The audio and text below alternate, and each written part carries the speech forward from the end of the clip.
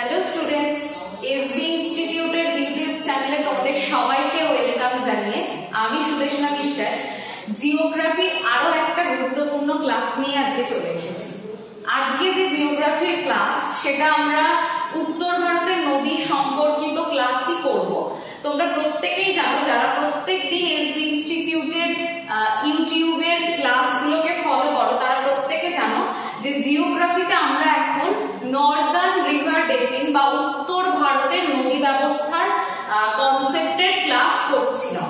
সবার প্রথম দিন আমরা নর্দার্ন রিভার বেসিনের মধ্যে গঙ্গা নদী সম্পর্কে আলোচনা করেছিলাম। দ্বিতীয় দিনের ক্লাসে আমরা ব্রহ্মপুত্র সম্পর্কে আলোচনা করেছিলাম। আর আজকে উত্তর ভারতের নদী ব্যবস্থার আজকে লাস্ট দিন, আজকের যে ক্লাসটি সেখানে আমরা ইন্দাস রিভার বা সিন্ধু নদ সম্পর্কে আলোচনা করব। আমরা প্রত্যেকেই জানি উত্তর ভারতের প্রধান নদী বলতে কিন্তু এই তিনটেই, গঙ্গা, ব্রহ্মপুত্র এবং সিন্ধু। তাহলে এদের সম্পর্কে আলোচনা এবং এদের যারা উপনদী রয়েছে তাদের সম্পর্কিত আলোচনাটাই কিন্তু মুখ্য বিষয়। তাহলে এই বিষয়টার মধ্যে দেখো আজকে আমাদের তৃতীয় ক্লাস এবং আজকে আমরা সিন্ধু নদ এবং তার উপনদী এই সম্পর্কিত বিষয়গুলো সম্পর্কে আজকে আলোচনা করতে চলেছি। তাহলে ভিডিও স্কিপ না করে শেষ পর্যন্ত ভিডিও দেখতে হবে বা ক্লাস দেখতে হবে। যা যা ইম্পর্টেন্ট ইনফরমেশন আজকে আলোচনা হবে সেগুলো প্রত্যেককে খাতায় নোট ডাউন করে রাখতে হবে, যাতে তোমরা কিন্তু এই উত্তর ভারতের নদী ব্যবস্থা থেকে কোনো প্রশ্ন আসলে কোনোটাই যেন তোমরা ওভারলুক করে না যাও। সেই জন্য কিন্তু প্রত্যেকটা প্রশ্ন একদম সুন্দর করে পড়বে, লিখে পড়বে, ছবি এঁকে পড়বে। দেখবে যে প্রত্যেকটা বিষয় ভূগোলের কিন্তু অত্যন্ত সহজভাবে বোঝা যায় বা প্রত্যেকটা বিষয় আর কি খুব সহজ। এছাড়াও আরো একটা কথা, যারা আজকে এসবি ইনস্টিটিউটের ক্লাসটি প্রথম দেখছো তারা চ্যানেলটিকে সাবস্ক্রাইব করতে ভুলবে না, কারণ এখানে প্রতিদিন একটা করে ক্লাস, প্রত্যেকটা দিন প্রত্যেকটা আলাদা আলাদা বিষয়ের উপরে ক্লাস প্রোভাইড করা হয়, যেগুলো আমাদের সরকারি চাকরির পরীক্ষার জন্য খুবই প্রয়োজনীয়। আর তার সাথে আরো একটা কথা, ভিডিও ভালো লাগলে লাইক করতে ভুলো না, আর প্রচুর প্রচুর শেয়ার করো, যাতে তোমাদের মতন আরো কিছু ছাত্রছাত্রীরাও উপকৃত হতে পারে। তাহলে সময় নষ্ট না করে আজকে আমরা ইন্দাস রিভার বা সিন্ধু নদ সম্পর্কে জেনে নেব। দেখো প্রথমেই এই ম্যাপটার মাধ্যমে এইটুকু তোমরা বুঝতেই পারছো যে ইন্দাস রিভার বা সিন্ধু নদের উৎস কোথায়। উৎস আমাদের ভারতে নেই। কোথায় রয়েছে সিন্ধু নদের উৎস? তিব্বতে রয়েছে। তাহলে প্রথম যে জায়গাটা সেটা হচ্ছে তিব্বত থেকে সিন্ধু নদের উৎপত্তি ঘটছে। তারপর সিন্ধু নদ কিন্তু ধীরে ধীরে আমাদের ভারতবর্ষে প্রবেশ করছে।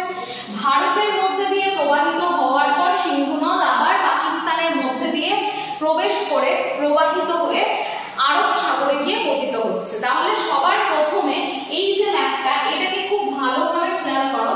দেখো যে এখানে কি বলা হচ্ছে যে সিন্ধু নদের যেটা উৎস সেটা রয়েছে দেখো তিব্বতে। এরপর দেখো ভারতবর্ষের লাদাখের মধ্যে দিয়ে সিন্ধু নদ প্রবাহিত হচ্ছে। তারপরে এটা পাকিস্তানে প্রবাহিত হয়ে পতিত হচ্ছে কোথায়? আরব সাগর।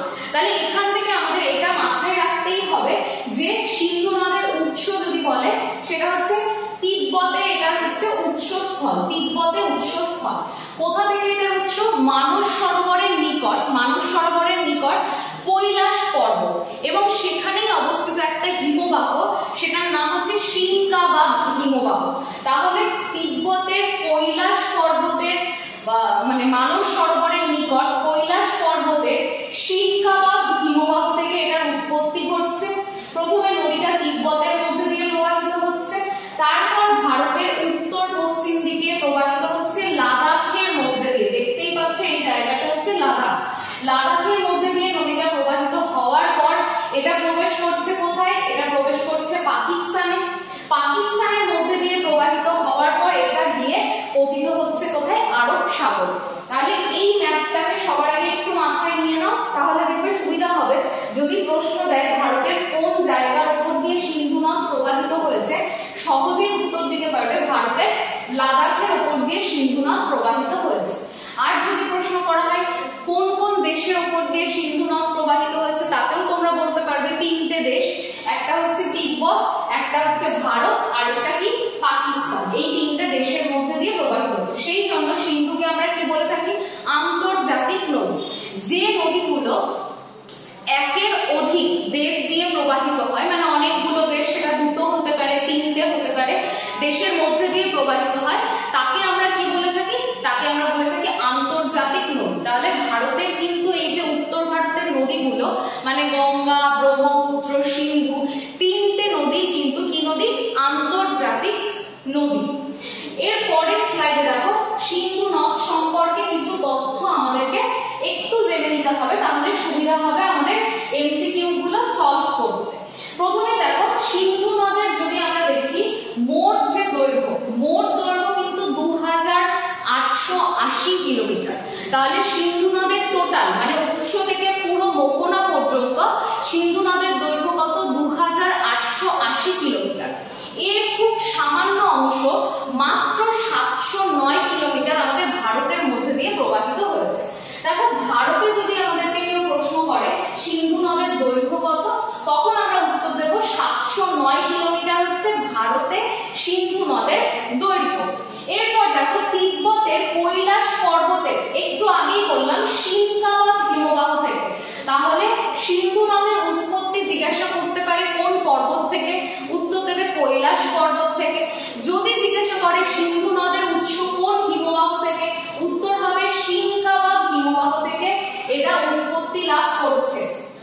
এবার দেখো সিন্ধু নদ প্রথমে তো তিব্বতের উপর দিয়ে প্রবাহিত হচ্ছে, আর ভারতে আমরা দেখতে পেয়েছি লাদাখের উপর দিয়ে প্রবাহিত হচ্ছে। এছাড়াও জম্মু কাশ্মীর কিন্তু সিন্ধুর যারা উপনদী রয়েছে তারা কিন্তু অধিকাংশ জম্মু কাশ্মীরের উপর দিয়ে প্রবাহিত হচ্ছে। এবার তোমরা প্রত্যেকেই পড়েছো, যেদিনকে আমি তোমাদেরকে ব্রহ্মপুত্র পড়িয়েছিলাম, আমি কি বলেছিলাম যে আমরা প্রত্যেকে জানি হিমালয়ে দুটো কি রয়েছে? সিনটেক্সিয়াল বেল্ট রয়েছে। কারণ কি? কারণ আমাদের ভারতের দুদিকে দুটো পর্বতের অবস্থান, সেটা হচ্ছে একটা হচ্ছে পূর্ব দিকে নামচা বারোয়া, যার জন্য ব্রহ্মপুত্র নদটাও কিন্তু বাঁক নিচ্ছে এবং বাঁক নিয়ে দক্ষিণে প্রবাহিত হচ্ছে। আবার যদি আমরা দেখি ভারতের উত্তর পশ্চিমে, তাহলে দেখতে পাবো কি নাঙ্গা পর্বত। এই নাঙ্গা পর্বতটাও কি করছে? নাঙ্গা পর্বতের ওখান দিয়ে সিন্ধু নদটা বাঁক নিয়ে প্রবেশ করছে কোথায়? পাকিস্তান।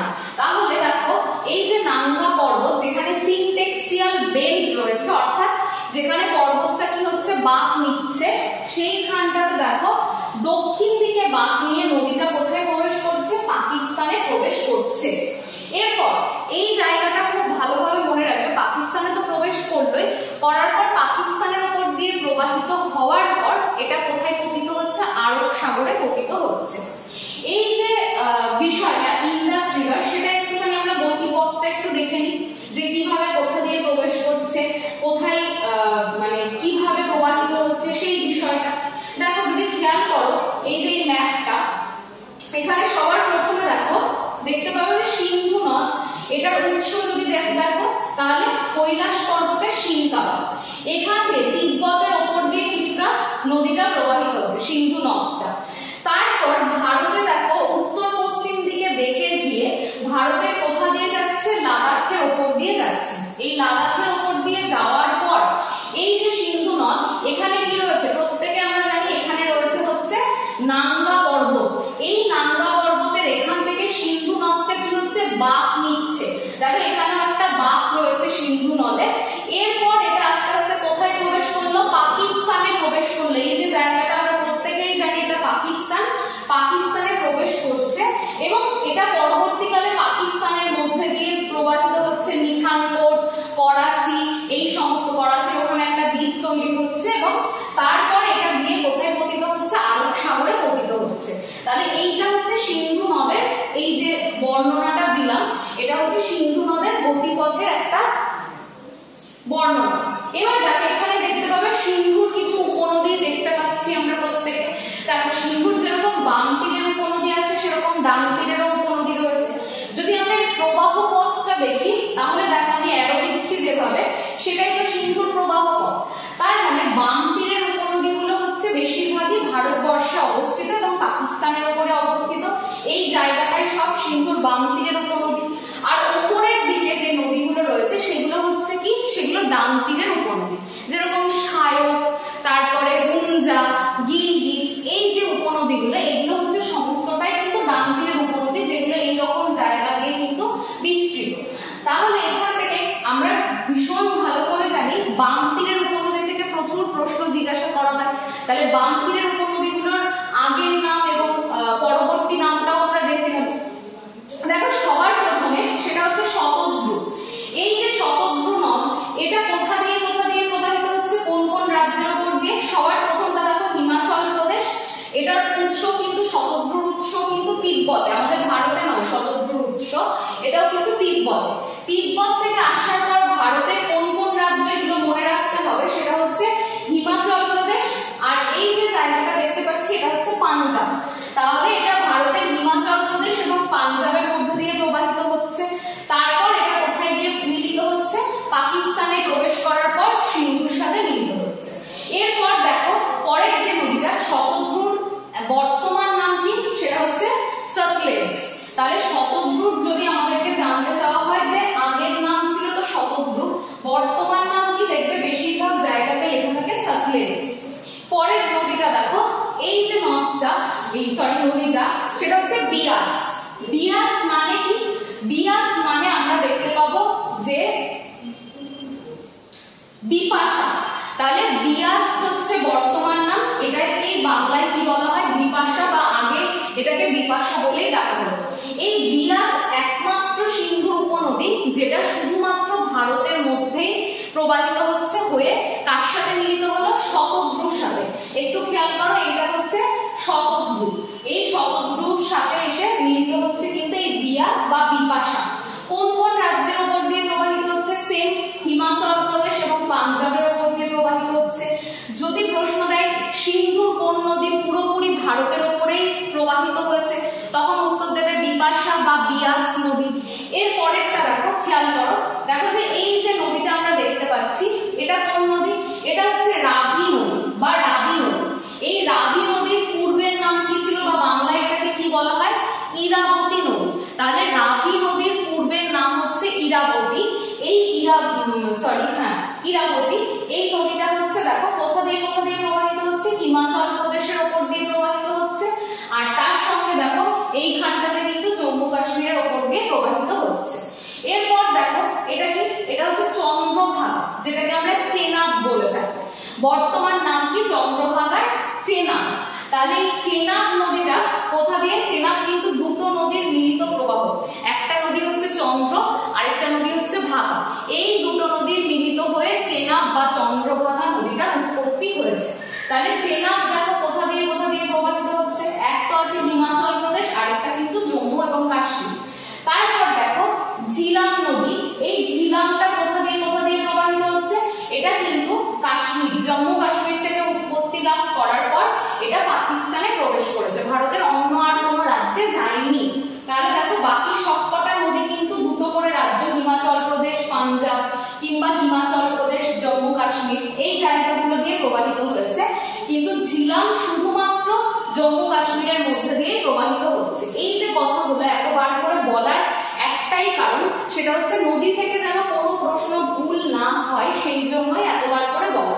দিতেই পারে সিন্ধুর কোন নদীটা একটা রাজ্য অর্থাৎ জম্মু কাশ্মীরের উপর দিয়ে প্রবাহিত হয়েছে, তখন বলতে হবে এটা কিন্তু ঝিলাম। এবং ঝিলামের আগের নাম ছিল কি? বিতস্তা। বলতে পারে সিন্ধুর কোন উপনদী একমাত্র ভারতের মধ্যে প্রবাহিত হয়েছে, অন্য কোনো দেশে প্রবাহিত হয়নি, তাহলে সেটার উত্তর হয়ে যাবে কি? বিয়াস বা বিপাশা। এটা কিন্তু দুটো, হিমাচল প্রদেশ আর পাঞ্জাবের উপর দিয়ে প্রবাহিত হয়েছে।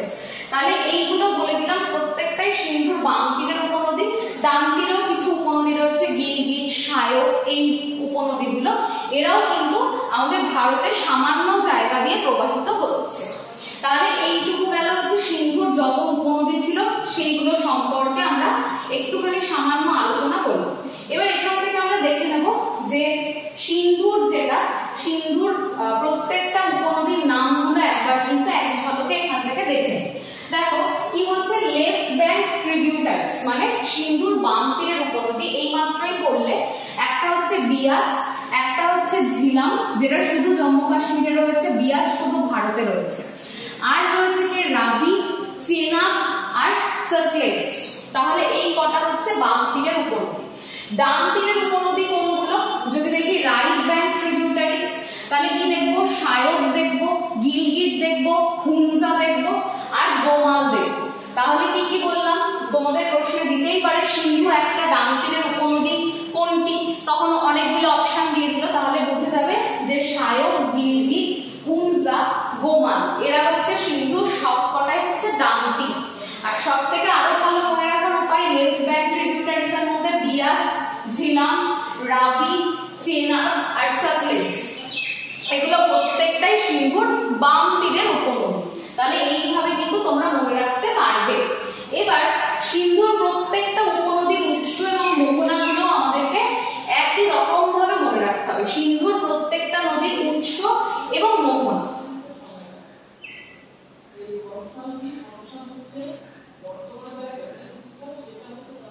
দেখো সিন্ধুর যেটা একদম প্রথম যে নদীটা সেটা হচ্ছে বিয়াস। বিয়াস নদীর উৎস রোটাং পাস থেকে।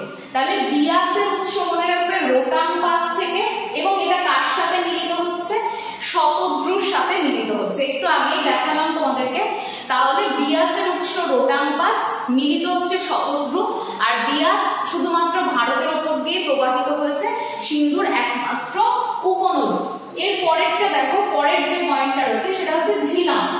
ঝিলাম যে নদী সেটার উৎস কোথায়? কাশ্মীর উপত্যকার ভেরিনাগ প্রস্রবণ। তাহলে কাশ্মীর উপত্যকার ভেরিনাগ প্রস্রবণ থেকে উৎপত্তি লাভ করছে ঝিলাম। এটা কার সাথে মিলিত হচ্ছে? ঝিলাম এটা আবার মিলিত হচ্ছে কার সাথে? চেনাবের সাথে। তাহলে এটাও কিন্তু মনে রাখতে হবে, লিখে নাও প্রত্যেকে। রাভির উৎসস্থল কি? এটা কিন্তু রোটাং গিরিপথ। তাহলে দুটোই দেখো, রোটাং থেকে একটা বিয়াস একটা রাভি, এই দুটো কোথা থেকে উৎপত্তি লাভ করছে? রোটাং গিরিপথ থেকে। কার সাথে মিলিত হচ্ছে? পতন স্থল মানে এগুলো তো কোনো না কোনো নদীর সাথে মিলিত হয়েছে। তাহলে রাভি দেখো মিলিত হচ্ছে কার সাথে? চেনাবের সাথে।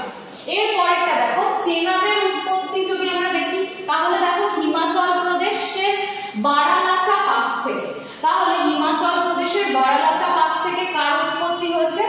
চেনাবের উৎপত্তি। চেনাবের বাংলা নাম কি? চন্দ্রভাগা। কেন মনে রাখবে তার কারণ বলছি। কারণ এই যে চন্দ্রভাগা বা চেনাব দুটো নদী থেকে উৎপত্তি লাভ করছে, একটা চন্দ্র একটা হচ্ছে ভাগা। এই চন্দ্র এবং ভাগা নদী মিলিত হচ্ছে কোথায়? তান্ডিতে। তাহলে চন্দ্র এবং ভাগা নদী এই দুটো মিলিত হচ্ছে কোথায়? তান্ডিতে। এই তান্ডি থেকে এটার নাম কি হয়ে যাচ্ছে? চন্দ্রভাগা বা চেনাব। তাহলে বোঝাতে পারলাম যে চেনাব কিন্তু দুটো নদীর মিলিত প্রবাহ, একটা চন্দ্র একটা ভাগা। কোথা থেকে উৎপত্তি লাভ করছে? হিমাচল প্রদেশের বারালাচা পাস থেকে। আর এটা গিয়ে মিলিত হচ্ছে কোথায়? কার সঙ্গে? শতদ্রুর সঙ্গে এটা গিয়ে মিলিত হচ্ছে। তাহলে শতদ্রুর সঙ্গে এটা কিন্তু মিলিত হচ্ছে। এরপর দেখো শতদ্রুর উৎপত্তি কোথায়? তিব্বতে। তোমরা পড়েছিলে, মানে তোমাদের এই মাত্রই ম্যাপে দেখানো হলো যে শতদ্রু হচ্ছে কোথা থেকে উৎপত্তি লাভ করছে? তিব্বত থেকে। তাহলে তিব্বতের মানস সরোবরের রাকাস হ্রদ বা রাকাস লেক থেকে এটা উৎপত্তি লাভ করছে। তাহলে এখানে দেখো ভালো করে মনে রাখবে যে শতদ্রু নদী তিব্বতের মানস সরোবরের রাকাস লেক থেকে উৎপত্তি লাভ করছে। এটা গিয়ে কার সাথে মিলিত হচ্ছে? এটা গিয়ে মিলিত হচ্ছে চেনাবের সাথে। তাহলে এই কটা কিন্তু উৎস প্রত্যেকটার, এবং মিলন স্থল কোন নদীর সঙ্গে মিলিত হচ্ছে সেটা কিন্তু খুব ভালো করে পড়বে। প্রত্যেকে খাতায় নোট ডাউন করে নেবে, তাহলে দেখবে আর ভুল হবে না। এবং তোমরা চাইলে এরকম ভাবেও মনে রাখতে পারো যে প্রত্যেকটা নদীতে কি করবে তোমরা? প্রত্যেকটা নদীতে লিখে দেবে যে কোন কোন রাজ্যের উপর দিয়ে প্রবাহিত হচ্ছে। তারপরে কি প্রত্যেকটা নদীতে পয়েন্ট করে দেবে রোটাং গিরিপথ বা রোটাং পাস, যেটা বারালাচা পাস সেটা বারালাচা পাস। যেরকম ধরো চেনাব, চেনাবের উৎপত্তি কোথায়? বারালাচা পাস থেকে। তাহলে তোমরা কি করবে? চেনাবের এখানটাতে লিখে রাখবে যে বারালাচা পাস থেকে, এবং এটা গিয়ে কার সাথে মিলিত হচ্ছে। এইভাবে প্রত্যেকটা লিখে রাখলে পরে কি হবে? তোমাদের অনেকটা তাড়াতাড়ি পড়তে সুবিধা হবে। এই যে এটা হচ্ছে পুরো একদম তোমাদের ইন্দাসের একদম পুরো ছবি, যেটা একদম কৈলাস পর্বতের সিংকাবাব থেকে উৎপত্তি লাভ করার পর তারপর ভারতের লাদাখের মধ্যে দিয়ে প্রবাহিত হয়ে সেটা কি হচ্ছে? দক্ষিণ দিকে বাঁক নিয়ে পাকিস্তানের মধ্যে দিয়ে প্রবেশ করছে করাচির কাছে। যে করাচির কাছে এটা একটা দ্বীপ গঠন করছে, এবং আলটিমেটলি এটা গিয়ে আরব সাগরে পতিত হচ্ছে সিন্ধু নদটা। আর তার সঙ্গে এখানে দেখতে পাবে সিন্ধুর বাম তীরের উপনদী আর এখানে রয়েছে সিন্ধুর ডান তীরের সমস্ত উপনদীগুলো। এবার দেখো সিন্ধু থেকে আরেকটা বিষয়, খুব ইম্পর্টেন্ট একটা বিষয়, সেটা হচ্ছে যে সিন্ধুকে নিয়ে ভারতের মধ্যে কিন্তু একটা চুক্তি হয়। সিন্ধুর সঙ্গে মানে পাকিস্তানের সঙ্গে ভারতের কিন্তু সিন্ধুকে নিয়ে একটা চুক্তি হয়। সেই চুক্তিটা কত সালে হয়েছিল? 1960 সালে।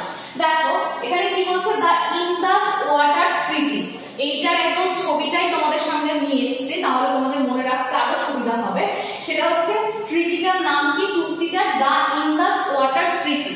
কত সালে এটা মানে এই ট্রিটিটা করা হয় সেটা মনে রাখবে, 1960 1960 সালে এই চুক্তিটা কিন্তু করা হয়। এই যে চুক্তি, এখানে কি কি দেখো, এখানে এই যে পুরো রিভারটা তোমরা দেখতে পাচ্ছ, এটাকে দুটো ভাগে ভাগ করা হয়।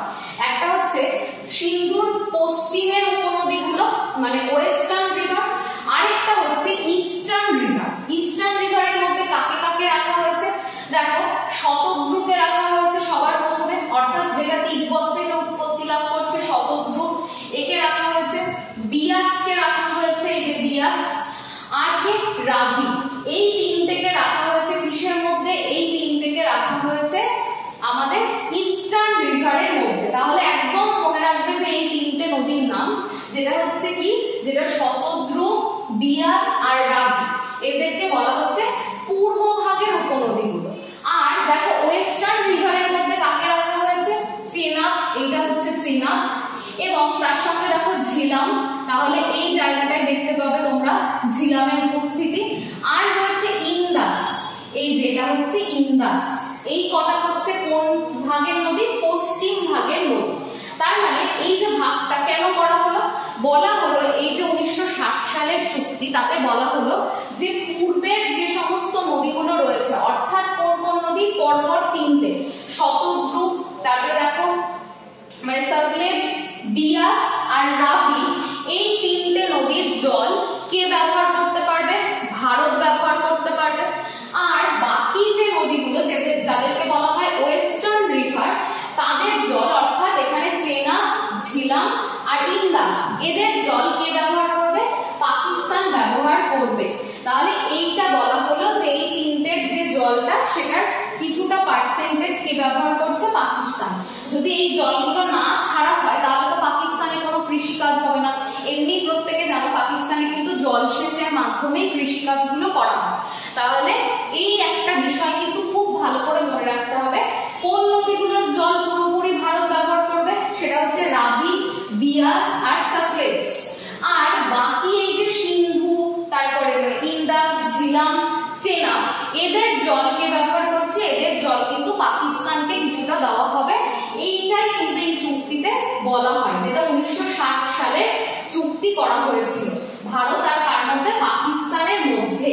তাহলে এই জায়গাটা একটুখানি আমরা দেখে নিই যে কি বলা হয়েছে বা কি রয়েছে। আমি তো বলেই দিলাম মোটামুটি মূল বিষয়টা। দেখো 1960 সালের 19শে সেপ্টেম্বর, তাহলে যদি বলে যে সিন্ধু চুক্তি বা দা ইন্দাস ওয়াটার ট্রিটি কত সালে হয়, তাহলে 1960 সালের 19শে সেপ্টেম্বর হয়েছিল। কাদের মধ্যে? ভারত আর পাকিস্তানের মধ্যে এটা হয়েছিল। সিন্ধু চুক্তি স্বাক্ষর হয়েছিল। এই চুক্তি অনুযায়ী ভারত ইরাবতী বা রাভি, বিপাশা বা বিয়াস এবং সতলেজ, এই নদীগুলোর জল ব্যবহারের অধিকার পায়। আর বাকি নদীগুলোর জল কে ব্যবহার করতে পারে? পাকিস্তান ব্যবহার করতে পারে। সিন্ধু, তারপরে ঝিলাম এবং তার সাথে আরেকটা হচ্ছে চেনাব, এই কটা নদীর জল কে ব্যবহার করতে পারে? পাকিস্তান ব্যবহার করতে পারে। এইটাই কিন্তু ট্রিটির মূল বিষয়বস্তু ছিল। এরপরে দেখো লাস্ট যে জায়গাটা তোমাদের আরেকটু ভালো করে পড়তে হবে, সেটা হচ্ছে কি, সেটা হচ্ছে আমরা জানি যে দুটো নদীর মধ্যবর্তী উচ্চভূমিকে কি বলি আমরা? দোয়াব বলি। তাহলে দুটো নদীর মধ্যবর্তী উচ্চভূমি আমাদের কাছে দোয়াব নামে পরিচিত।